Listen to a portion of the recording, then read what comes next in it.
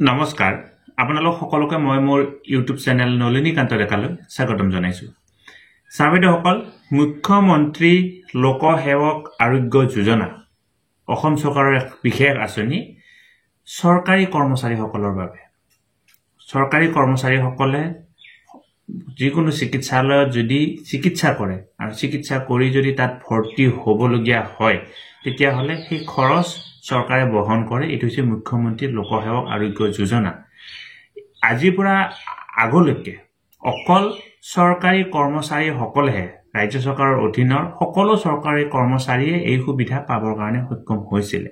কিন্তু এতিয়াৰ পৰা এই যিটো ব্যৱস্থাটো সলনি হৈছে আৰু ইয়াত বেলেগ কৰ্মচাৰীসকলেও সুবিধা পাবলৈ সক্ষম হ'ব। তাক লৈ বিশেষ চিঠি আহিছে। ইয়াৰ আগতে কন্ট্ৰেকচুৱেল বা আন কৰ্মচাৰীসকলে এই সুবিধা পাবৰ কাৰণে সক্ষম হোৱা নাছিলে, কিন্তু এখন নতুনকৈ চিঠি আহিছে আৰু চিঠিখনত বেলেগ কৰ্মচাৰীসকলৰ কাৰণেও বিশেষ নিৰ্দেশনা দিয়া হৈছে। আহকচোন, মুখ্যমন্ত্ৰী লোকসেৱক আৰোগ্য যোজনাত কোন কোন বিশেষ কৰ্মচাৰীয়ে এই সুবিধা পাবৰ কাৰণে সক্ষম হ'ব সেই কথাটো জানিবৰ কাৰণে চেষ্টা কৰোঁ।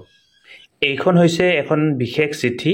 Office of the mission director সমগ্ৰ শিক্ষাৰ তৰফৰ পৰা এই চিঠিখন আহিছে।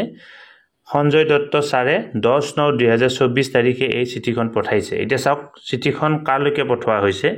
চিঠিখন পঠোৱা হৈছে প্ৰত্যেকখন জিলাৰে additional district commissioner education, district mission coordinator all districts, inspector of school all districts, district elementary education officer all districts. অৰ্থাৎ ডিষ্ট্ৰিক্ট মিছন কোঅৰ্ডিনেটৰ বুলি কোৱাৰ লগে লগে SSৰ অধীনৰ কৰ্মৰত যিমানবিলাক কৰ্মচাৰী আছে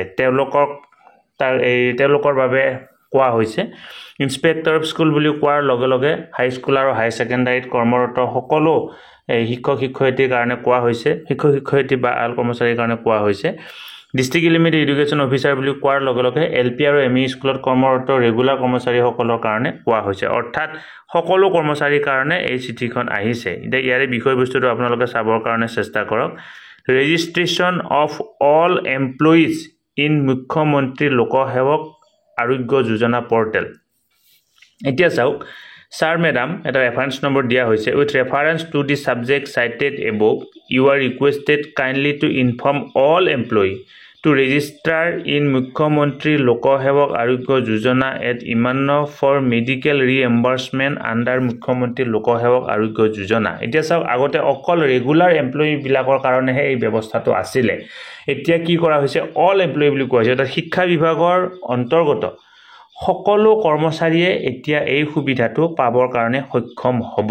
অল এমপ্লয়ী বুলি কোৱা হৈছে। আগতে হয়তো SSA কন্ট্ৰেকচুৱেলে নাপাইছিল, ষ্টেট পুলে নাপাইছিল, তেনেকুৱা ধৰণৰ কথা আছিলে। এতিয়া অল এমপ্লয়ীয়ে এই সুবিধাটো পাবৰ কাৰণে সক্ষম হ'ব। গতিকে আপোনালোকে মুখ্যমন্ত্ৰী লোকসেৱক আৰোগ্য যোজনাত গৈ আপোনালোকে কি কৰিব পাৰিব, এতিয়া ইয়াক ৰেজিষ্ট্ৰেশ্যন কৰিব পাৰিব।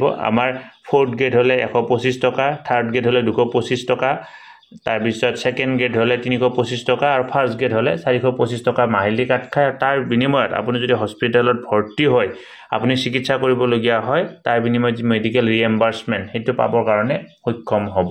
ধন্যবাদ। শ্ৰদ্ধা ছাৰ বাইদেউসকল, নলিনীকান্ত ডেকা নামৰ ইউটিউব চেনেলটো হৈছে এটি শিক্ষামূলক ইউটিউব চেনেল।